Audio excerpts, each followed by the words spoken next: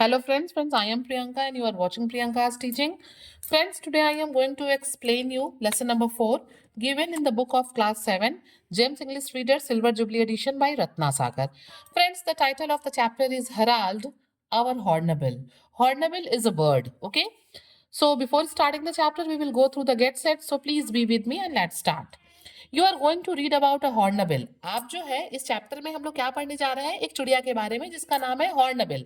Okay, that came to live in the narrator's house. वो क्या है, वो नैरेटर के घर में रहने के लिए आता है. नैरेटर यहाँ पे कौन है, नैरेटर है यहाँ पे Ruskin Bond. Okay, the hornbill has a long downward curved brightly coloured beak. ये जो चिड़िया हॉर्नबिल होती है ना, इसकी जो चोंच होती है वो बहुत लंबी नीचे की तरफ झुकी हुई कर्व जो है और ब्राइट कलर की इसकी चोंच होती है. Number the pictures correctly so that the beaks match with the birds. ठीक है, आप यहाँ पे देखिए, यहाँ पे हॉर्नबिल का पिक्चर बना हुआ है जिसकी आप बिल को, उसके चोंच को आप देख सकते हैं. यहाँ पे कुछ बर्ड्स के बीक भी हैं, आप देख सकते हैं. आप इसमें नंबरिंग करिए कि कौन सबसे ज्यादा इसके सिमिलर है, उसको नंबर 1 दीजिए. फिर सेकंड नंबर आप किसको देंगे, थर्ड किसको देंगे. Just do it in activity and let me know in the comment section. Thank. This is a fascinating story by Ruskin Bond about Harold. ये जो कहानी हम पढ़ने जा रहे हैं, it's a very fascinating attractive story. It's this wonderful story is written by Ruskin Bond and this story is about a hornbill whose name is Herald. ठीक है, a pet hornbill which the narrator had when he was a little boy. ये जो है, ये hornbill एक पेट hornbill है और ये नैरेटर के पास तब थी, रस्किन बॉन्ड के पास, जब वो एक छोटे बच्चे थे. Read about how Herald finds a new home when he falls out of his nest. और जब हम इस स्टोरी को पढ़ेंगे तब हमें पता चलेगा कि हेरोल्ड को उसका नया घर जब वो घोंसले से अपने गिरती है तो कैसे मिलता है. ठीक है, चलिए स्टोरी को पढ़ते हैं और हम देखते हैं कि हेरोल्ड को उसका नया घर कैसे मिलता है. Okay, Harold's mother like all good hornbills was the most careful of wives. क्या है, जो हेरोल्ड की जो मदर है ना यहाँ पे, वो क्या है, वो बहुत ही बाकी सारे हॉर्नबिल्स की तरह वो भी बहुत अच्छी है. और अगर हम कहें तो वो बहुत ही केयरफुल वाइफ है, वो अपने हस्बैंड का बहुत केयर करती है, मीन्स हेरोल्ड के फादर का. His father was the most easy going of husbands. और जो फादर हॉर्नबिल है वो भी बहुत इजी गोइंग हस्बैंड है. मतलब वो केयरफुल वाइफ है और ये इजी गोइंग हस्बैंड. ये दोनों कौन है, ये हेरल्ड के पेरेंट्स हैं, mother and father. In January, long before the flame tree flowered, Harold's father took his wife into a great hole high in the tree trunk. क्या होता है, जनवरी के महीने में, ठीक है, इससे पहले कि फ्लेम ट्री पे फ्लावर्स आ जाए, फ्लेम जो है वो ट्री का नाम है, फ्लेम ट्री पे फ्लावर आ जाए, इससे बहुत पहले जो वो है, फादर ऑफ हेरोल्ड है, हेरोल्ड का जो फादर है, वो अपनी वाइफ को क्या करता है, एक ट्री ट्रंक में, जो कि उसमें जो एक छेद है, होल है बड़ा सा ऊपर की तरफ, उसमें ले जाता है. ठीक है, in this weather beaten hollow, Harold's mother was enclosed within the hole by a sturdy wall of earth. क्या होता है, ये जो होल है, जो विदर बिटेन क्यों, जो नेचुरल मतलब फिनोमिना से ये छेद बना है. ये जो हॉलो है, ये जो खोखल है, वो पेड़ के तने में वो नेचुरल फिनोमिना से बना हुआ है, वेदरिंग से बना हुआ है. ठीक है ना. Harold's mother was enclosed within the hole. और क्या करता है, जो फादर है हेरोल्ड का, वो मदर को जो है, मदर हॉर्नबिल को उस खोखल के अंदर जो है क्या करता है, रख देता है, by a sturdy wall of earth. और उसको क्या करता है, उसको जो है कवर कर देता है, किस चीज से, स्टर्डी एकदम तगड़ी सी दीवार बना के उसको उसमें कवर कर देता है. वो किस चीज की बनाता है, अर्थ स्टिक्स एंड डंग. स्टिक्स मतलब आपको पता है लकड़ियां, और डंग मीन्स होता है गोबर. इसका यूज करके वो क्या करता है, उस खोखल में मदर हॉर्नबिल को डाल के उसको क्लोज कर देता है, बंद कर देता है. Harold's father left a small hole in the centre of this wall to enable him to communicate with his wife whenever he felt like a chat. कि वो क्या करता है, जब वो मदर हॉर्नबिल को अंदर खोखल में डालता है, हॉलो में, तो वो उसमें उसके बीचों बीच में एक छोटा सा छेद जो है छोड़ देता है दीवार के बीच में. क्यों छोड़ देता है, ताकि वो जब चाहे बात करना तब वो मदर हॉर्नबिल से कम्युनिकेट कर सके, बात कर सके. Walled up in her uncomfortable room, Herold's mother was a prisoner for over 2 months. ठीक है, 2 महीने तक ये जो हेरोल्ड की मदर है वो उसमें जो है एकदम अनकंफर्ट भाई किसी को भी हम अगर ऐसे बंद कर देंगे कहीं पे तो अनकंफर्टेबल तो होगा ना। लेकिन फिर भी जो हेरोल्ड की जो मदर है वो 2 महीने तक उसमें प्रिजनर की तरह, एक कैदी की तरह उस खोखल में रहती है, जो कि बड़ा ही अनकंफर्टेबल है। During this period an egg was laid, और इस 2 महीने में वो क्या करती है, अंडे देती है। एंड हेरोल्ड वॉज बॉर्न, और किसका जन्म होता है, हेरोल्ड पैदा होता है। ठीक है। इन हिज नेकेड बॉयहुड, जब वो पैदा होता है तो क्या होता है, वो बिल्कुल मतलब उसके बॉडी पे, तो जो बर्ड्स आप लोगों ने भी देखा होगा, जब अंडे से चिड़िया छोटे छोटे बच्चे निकलते हैं तो उनके बॉडी पे बिल्कुल नेकेड होता है, उस पर कोई फर कोई हेयर नहीं होता है। तो यहाँ पे जो ऑथर है रस्किन बॉन्ड वो बताते हैं कि in his naked body Harold was no beauty, मतलब देखने में भाई कैसा ही लगेगा, कहाँ से ब्यूटी आएगा उसमें, ना उसमें बाल है ना भी मांस है। तो जिस टाइम वो मतलब अंडे से निकलता है तो वो बिल्कुल सुंदर नहीं लगता है। His most promising feature was his flaming red bill, और उसमें अगर हम देखें तो जो सबसे अट्रैक्टिव चीज उस टाइम उसकी होती है, जो अच्छी लगती है देखने में, फैसिनेटिंग लगती है, वो है उसका फ्लेमिंग रेड बिल, उसकी चोंच।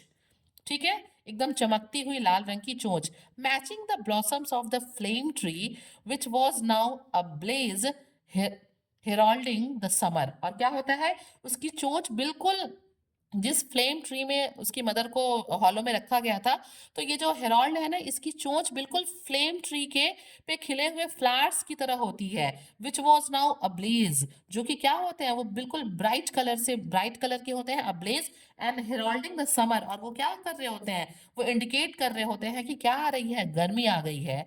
He had a stomach that could never be filled, जो हेराल्ड है ना उसका पेट कभी नहीं भर सकता, मतलब वो बहुत हमेशा कुछ बहुत खब्बू टाइप का मतलब बर्ड है। Despite the best effort of his parents who brought him piece of jackfruit and berries from the banyan tree, क्या है, उसका पेट भरने वाला नहीं है, फिर भी जो उसके पेरेंट्स है ना वो अपनी पूरी ताकत लगा के, अपना बेस्ट दे के वो क्या करते हैं, अपने बेबी के लिए, हेरोल्ड के लिए जो है जैक फ्रूट के कुछ टुकड़े ले आते हैं, बेरीज ले आते हैं बनियान ट्री से। मीन्स पेरेंट्स है ना वो तो अपने बच्चे का पेट भरना चाहते हैं। एज ही ग्रू बिगर, जैसे जैसे वो बड़ा होता जाता है, the room became more cramped, जो कमरा है ना वो क्या होता जाता है, वो कमरा उसके लिए छोटा होता जाता है। उस कमरे में वो क्या फील करता है, उस कमरे में वो दबा दबा सा फील करता है, क्रैम्प्ड फील करता है, मीन्स वो वहां से अब तंग फील करता है उसमें। And one day his mother burst through the wall spread out her wings, और एक दिन क्या होता है कि उसकी मदर क्या करती है कि उस मतलब हॉलो को एकदम तोड़ते हुए, मतलब बर्स्ट करते हुए उससे बाहर आती है, दीवारों को तोड़ते हुए, स्प्रेड आउट हर विंग्स, अपने पंखों को फैलाती है, and sailed over the tree top, और उड़ते हुए जो है बिल्कुल कहाँ चली जाती है, पेड़ की सबसे टॉप पे। Her husband was glad to see her about, और उसका जो हस्बैंड है यानी कि हेरोल्ड का फादर, वो जो है मदर हॉर्नबिल को देख के बहुत ही खुश होता है। ही प्लेड विद हर, वो क्या करता है, मदर हॉर्नबिल के साथ खेलता है। Expressing his delight with deep gurgles and throaty chuckles, वो क्या करता है, अपने गर्गल्स मीन्स डीप गर्गल्स, मतलब अपने गहरी जोर की गड़गड़ाहट वाले आवाज के साथ, अपने थ्रोटी चकल्स मीन्स थ्रोटी वॉइस, भरे हुए गले के आवाज के साथ वो अपने हैप्पीनेस को, इंथुजियाज्म को क्या करता है, शो करता है। Then they repaired the wall of the nursery, और उसके बाद वो नर्सरी मीन्स यहाँ पे क्या है, नर्सरी मीन्स है वही पेड़ की खोखल जिसमें वो पहले रहता था, means the hollow of the tree in which Harold lived. फिर वो क्या करते हैं, then they repair the wall of the nursery, उसके बाद मदर हॉर्नबिल और फादर हॉर्नबिल दोनों मिलके उस नर्सरी के वॉल को, जिसमें से मदर हॉर्नबिल निकली है, उसको वो रिपेयर करते हैं, so that Harold would not fall out, ताकि जो बेबी है, जो हेरोल्ड है, वो उसमें से गिरे ना। Harold was quite happy in his shell, उसके अंदर, उस हॉलो के अंदर, उस शेल के अंदर जो हेरोल्ड है वो बहुत खुश है। And felt no work for freedom, और उसको उसके अंदर से उड़ने की, फ्रीडम की, निकलने की बाहर कोई इच्छा नहीं है, वो हाँ अंदर वो अकेले बहुत कंफर्टेबल फील करता है, खाना मिल ही जाता है भाई। Then something happened to change the course of his life, मतलब उसको वहां कोई दिक्कत नहीं थी उस नर्सरी में, लेकिन उसके साथ कुछ ऐसा हुआ जिसने उसके पूरे लाइफ को ही चेंज कर दिया। One afternoon he was awakened from his siesta by a loud thumping on the wall, और एक दिन की बात क्या है, siesta मतलब जब हम दिन में सोते हैं ना तो उसे हम siesta कहते हैं, जो छोटी सी नैप लेते हैं। तो एक दिन दोपहर की बात है कि by a loud thumping sorry, एक जोर से थंपिंग, एक जोर से आवाज होती है थंपिंग की, और क्या होता है उसको सुन के, मतलब थंपिंग मतलब एक जबरदस्त आवाज होती है उस हॉलो की दीवार, पेड़ के तने पे, and a sound quite different from that made by his parents. और वो जो आवाज होती है ना, जोर की जबरदस्त आवाज जो होती है, जैसा उसके पेरेंट्स हमेशा साउंड प्रोड्यूस करते हैं अंदर आने के लिए या उसे बाहर देखने के लिए, उस तरह की आवाज नहीं थी। और उस थंपिंग की आवाज को सुन के अचानक वो अपने नैप से उठ जाता है। Soon the wall give away, और वो इतनी जोर की जबरदस्त मतलब टक्कर थी कि जो दीवार है वो वहां से मतलब टूट जाती है, जो हॉलो में, जो नर्सरी में उस लोगों ने रिपेयर कर रखा था। And there was a something large and yellow and furry staring at him, और वो क्या देखता है, वो जब दीवार वहां से टूट के निकल जाती है तो वो देखता है कि वहां पे एक लंबा सा पीले रंग का हेयरी क्रिएचर है जो उसकी तरफ घूर रहा है, देख रहा है। नॉट हिज पेरेंट्स बिल्स, और वो देखता है कि नहीं, ये तो मेरे पेरेंट्स नहीं है, मेरे पेरेंट्स की चोंच नहीं है, but the hungry eyes of a civet, ये तो भूखी आंखें हैं एक मतलब ट्री क्रिएचर की, ट्री ड्वेलिंग एनिमल की, जो कि उसको जो है बिल्कुल हंग्री आईज से, खा जाने वाली नजरों से देख रहा है। Before Harold could be sized, his parents flew at the civet, both roaring lustily and striking out with their great bills। वो क्या करते हैं, इससे पहले कि वो क्रिएचर, वो सिवेट जो था, वो हेरोल्ड को पकड़ता, उससे पहले ही जो इसके जो पेरेंट्स हैं, मदर हॉर्नबिल और फादर हॉर्नबिल हैं, वो उड़ते हुए आते हैं जोरों से, किसकी तरफ, उस क्रीचर की तरफ, ट्री ड्वेलिंग एनिमल की तरफ। और दोनों के दोनों, यानी दोनों कौन, मदर एंड फादर, रोरिंग लस्टिली, वो बहुत जोर से एक स्क्रीचिंग साउंड प्रोड्यूस करते हुए, striking out their great bills, अपने चोंच से उस क्रीचर्स को, ट्री ड्वेलिंग ड्वेलिंग एनिमल को यानी कि सिवेट को मारने लगते हैं। Harold tumbled out of his nest and landed on our garden path, और तभी रस्किन बॉन्ड बताते हैं, नैरेटर बताते हैं कि और इसी बीच में जो हेरोल्ड है वो लुढ़कता हुआ पेड़ से गिरता है, नेस्ट से अपने, और कहाँ आके गिरता है, हमारे गार्डन के पाथ पे, रास्ते पे। बिफोर द सिवेट और the predator could get to him, बताते हैं यहाँ पे नैरेटर कहते हैं, इससे पहले कि वो ट्री ड्वेलिंग एनिमल मतलब जो सिवेट है वो, या कोई भी जो है हिंसक जानवर, कोई भी प्रीडेटर उसको पकड़ता, उसको कैच करता, ठीक है। Grandfather picked him up and took him to the sanctuary of the veranda, इससे पहले कि कोई जानवर उसको पकड़ता, मेरे दादाजी ने उसको उठाया और उसको लेके वो कहाँ चले आए, सेंचुरी ऑफ द वरांदा, खुले हुए जगह में, उस वरांदा के खुले हुए जगह में वो लेके चले आए। Harold had lost some wing feathers, means गिरने की वजह से हेरोल्ड ने, क्या हुआ था, अपने पंखों के कुछ फेदर्स को जो है वो खो दिया था, वो गिर गए होंगे, टूट गए होंगे। And did not look as though he would be able to survive on his own, और उसको देख के लग रहा था, क्योंकि भाई वो गिर गया था, उसे चोट लग गई थी, अभी वो छोटा बच्चा भी था, तो उसको देख के लग रहा था कि ये खुद से सर्वाइव नहीं कर पाएगा अगर हम लोगों ने इसे छोड़ दिया तो।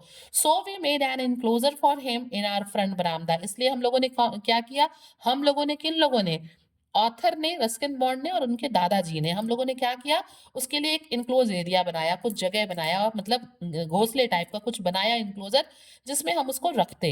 Grandfather and I took over the duties of his parents, और यहाँ पे ऑथर बताते हैं कि मैंने और मेरे दादाजी ने उसके पेरेंट्स की तरह काम किया, उसके पेरेंट्स की तरह ड्यूटीज को हम लोगों ने निभाया। Harold had a simple outlook, Harold का जो लुक था, जो अपीयरेंस था, वो बड़ा ही सिंपल था। And once he had got over some early attacks of nerves, क्या होता है भाई, अर्ली अटैक्स ऑफ नर्व्स का मतलब यहाँ हो गया फीलिंग ऑफ एंजाइटी। जब एक तो वो बर्ड है, उसको बर्ड्स के साथ रहने की आदत है, फिर उसके साथ इतना बड़ा इंसिडेंट हुआ, वो घोंसले से गिर गया, अपने पेरेंट्स से सेपरेट हो गया, तो वो मीन्स क्या होता था, वो कभी कभी बहुत ही एंजाइटी फील करता था। He began to welcome the approaches of people, और धीरे धीरे क्या हो गया, साथ रहते रहते वो हमको जो है हमारा वेलकम करने लगा, हमारे साथ घुलने मिलने लगा, हमारे आने पे वो खुश होता। Grandfather and I meant the arrival of food, जब वो मुझे और दादाजी को देखता तो वो समझ जाता कि उसके लिए कुछ खाने के लिए आ रहा है, और खब्बू तो वो था ही। And he greeted us with a neck craning neck, quivering open bill and loud croaking का है। और वो क्या करता, जब वो मुझे और मेरे दादाजी को देखता तो वो खुश होके और हमारे वेलकम में हमें खुश करने के लिए वो एक क्रेनिंग नेक मतलब अपने गर्दन को उठा लेता, क्वीवरिंग ओपन बिल मतलब उसकी होठ उसकी जो बीक थी उसकी जो चोंच थी वो वाइब्रेट करते हुए वो उसको खोल लेता एंड अ लाउड क्रोकिंग और एक लंबी सी जो है स्क्रीचिंग साउंड प्रोड्यूस करता का की। Fruit insect and animal food and green leaves were all welcome. हम जो कुछ भी उसके लिए खाने के लिए लाते चाहे वो फल होता कीड़े मकोड़े होते कोई एनिमल फूड होता चाहे जो भी हरी पत्तियां हम लाते वो सबका वेलकम करता और सबको बहुत खुश खुश खाता भी। We soon dispensed with the enclosure, but Harold made no effort to go away.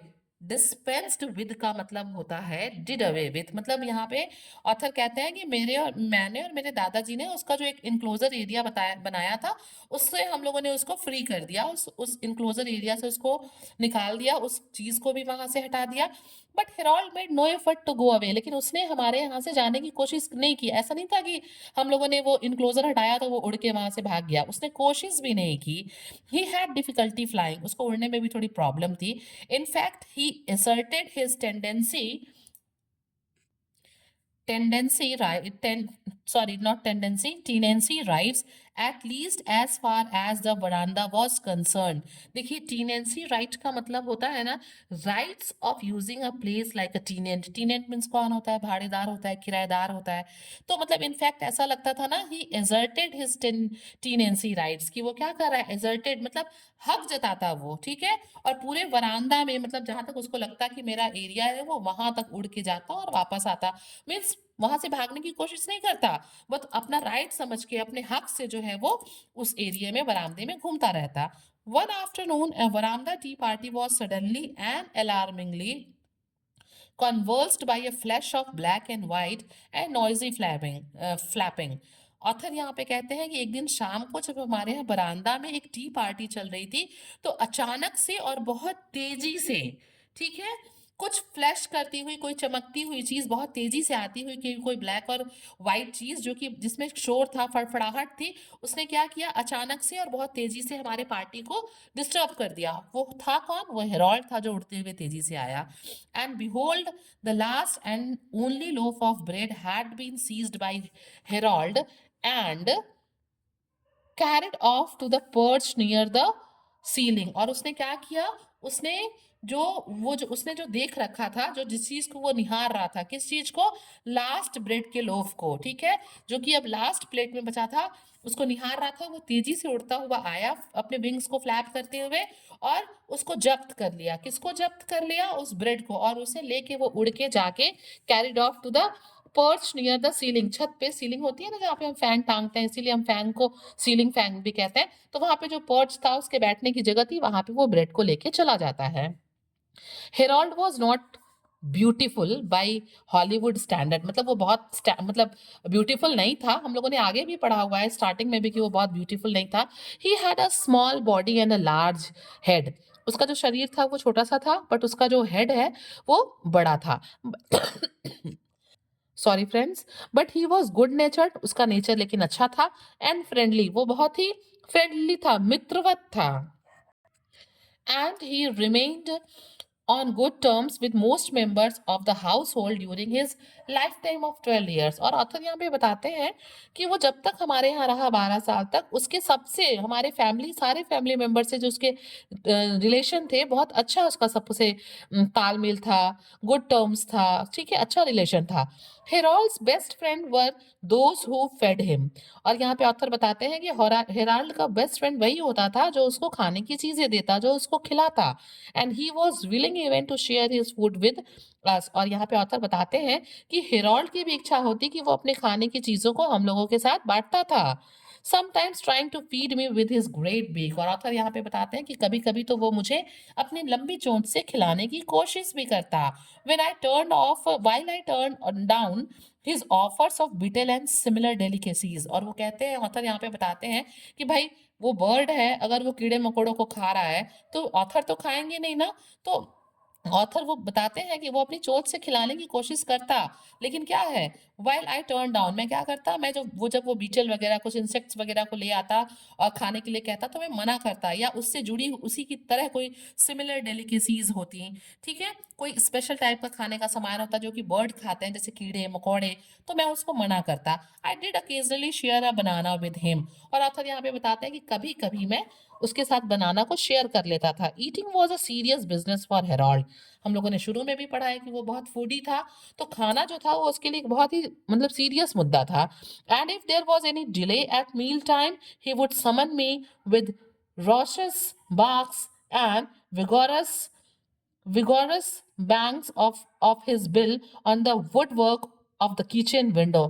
और यहाँ पे ऑथर बताते हैं कि अगर उसके खाने की टाइम में कुछ लेट हुआ, जो उसका टाइम है उससे कुछ देरी हुआ, तो वो एक बहुत ही रॉकस बाक, यानी कि रॉकस बाक मीन्स क्या होता है, इसका मतलब होता है कि एक जोर की आवाज लगाते हुए, किस तरह की आवाज लगाते हुए, एक जोर की एकदम एकदम क्रैक्ड वाली, ठीक है, फटी हुई आवाज लगा के वो क्या करता, मुझे इन्फॉर्म करते।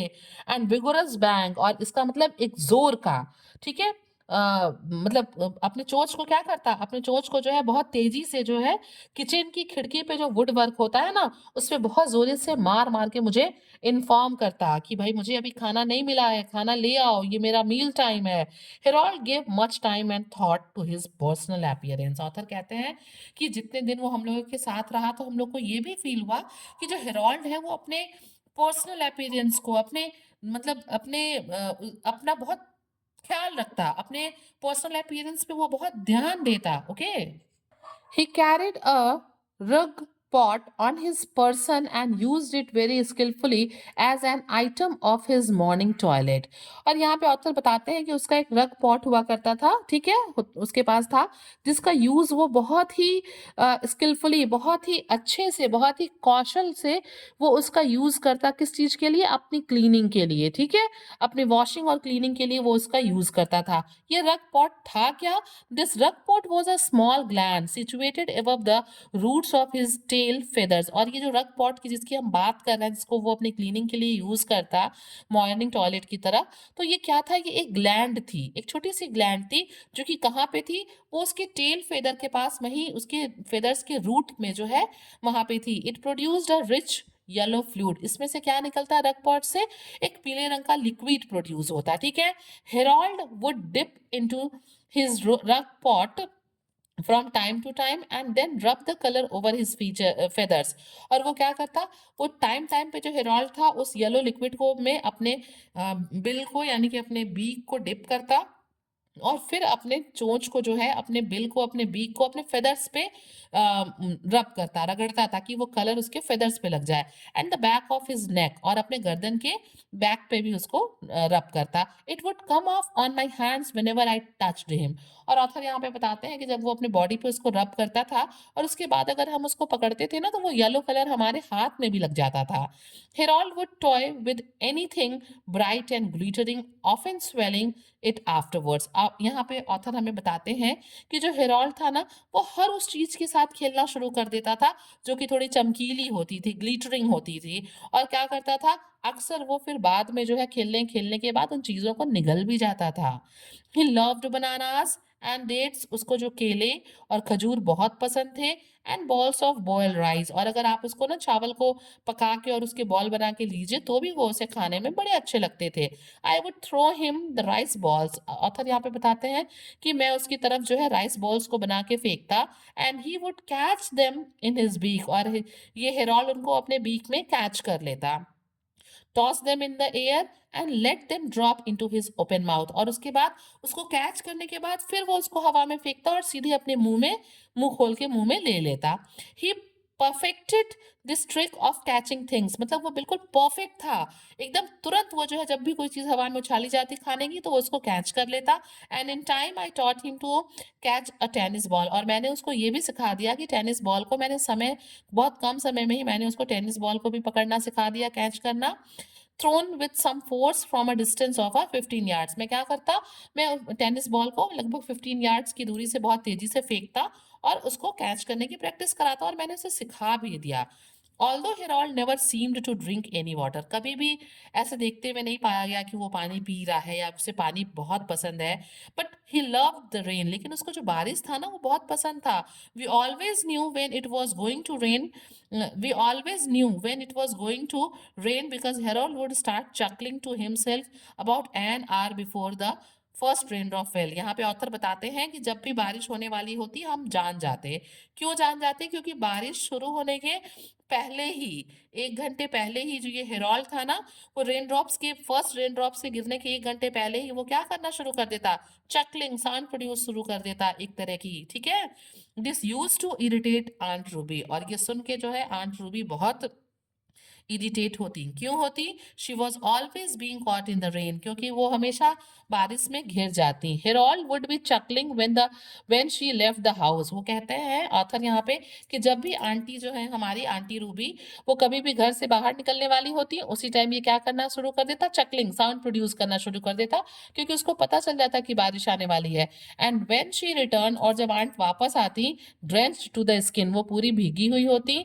ही would be in fits of laughter. और क्या करता? वो जब आंट को देखता भीगा हुआ तो वो हंसना शुरू कर देता. ठीक है. As storm clouds would gather and gusts of wind would shake the banana tree, Harold would get very excited and his chuckle would change to an airy whistle. यहाँ पे ऑथर बताते हैं कि जब आसमान में घने बादल लग जाते थे, इकट्ठे होते थे और जोर से हवा के झोंके, ये जो हवा चलने लगती थी, ठीक है, झोंके उठते थे हवा के और बनाना के जो पेड़ हैं, बनाना ट्रीज हिलने लगते थे हवा के तेज झोंकों से. तो हेरोल्ड क्या हो जाता? बहुत इंथुजियास्टिक, बहुत एक्साइटेड हो जाता.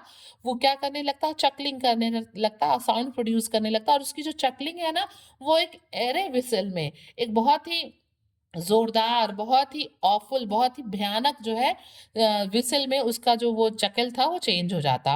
वी वी और ये साउंड प्रोड्यूस करता वो. Okay. He would scream and then, पहले वो खूब जोर से चीखता और उसके बाद और तब as the first drop of rain hit the veranda, जैसे ही बारिश की पहले बूंद आके बरामदे में गिरती, and the scent of the fresh earth passed through the house, he would start roaring with pleasure. जैसे ही बारिश की बूंद बरामदे में गिरती, और क्या होता है बारिश के बाद एक खुशबू आती है ना, सौंधी सौंधी, और वो खुशबू जैसे ही बरामदे में और घर में जाती वैसे ही वो क्या करता? वो खुश हो जाता और एकदम जोर की आवाज खुशी से प्रोड्यूस करने लगता. The wind would carry the rain into the veranda and Harold would spread out his wings and dance, tumbling about like a circus clown. जैसे ही हवा बारिश को बरामदे में लेके आती, हेरोल्ड अपने पंखों को फैला के नाचने लगता, लुढ़कने लगता, मानो कि वो सर्कस का क्या है? क्लाउन है, जोकर है. बिल्कुल सर्कस के जोकर की तरह वो टम्बलिंग करने और डांस करने लगता इस पूरे सर्कमस्टांसेस को देख के. My grandparents and I would come out on the veranda and share his happiness. और जब हम और मैं और मेरे दादाजी उसको इस तरह का काम करते हुए देखते तो हम भी बरामदे में आके जो है उसके हैप्पीनेस को शेयर करते. Many years later I still miss Harold's raucous bark. और यहाँ पे ऑथर कहते हैं कि आज बहुत सालों के बाद भी मैं उसकी जो साउंड है, जो उसकी रॉकस साउंड है, मैं उसको क्या करता हूँ, मैं उस साउंड को अभी भी, उस क्रैक्ड साउंड को अभी भी बहुत मिस करता हूँ. ठीक है. रॉकस बाग को and the banging of his great bill. और मुझे अभी भी वो चीज़ें याद आती हैं, मिस करता हूँ जब वो जोर जोर से पटक पटक के अपने चोंच से जो है बैंग साउंड बैंग करता अपने चोंच को. If there is a heaven for good hornbills. और यहाँ पे ऑथर कहते हैं कि मतलब मेरी इच्छा है कि अगर कहीं पे हॉर्नबिल्स के लिए हेवन हो, अच्छा हेवन हो, मतलब अच्छे हॉर्नबिल्स के लिए अगर कहीं हेवन हो, I sincerely hope he is getting all the summer showers he could wish for and plenty of tennis balls to catch. तो ऑथर ये चाहते हैं कि जो चीजें वो चाहता था, जैसे वो टेनिस बॉल उसको पसंद थे, जैसे उसको बारिश पसंद थी, तो उसको वो सब कुछ वहां पे हेवन में मिले. तो फ्रेंड्स आप लोगों ने देखा किस तरीके से ऑथर यानी कि रस्किन बॉन्ड ने जो है हॉर्नबिल को जो है उनके दादाजी उठा के ले आए, किस तरीके से उन लोगों ने उनकी जान बचाई और किस तरीके से दोनों एक दूसरे के साथ एक बहुत लंबे समय 12 years तक रहे. Okay, friends, if you like the explanation, please do share to others and very thank you for watching.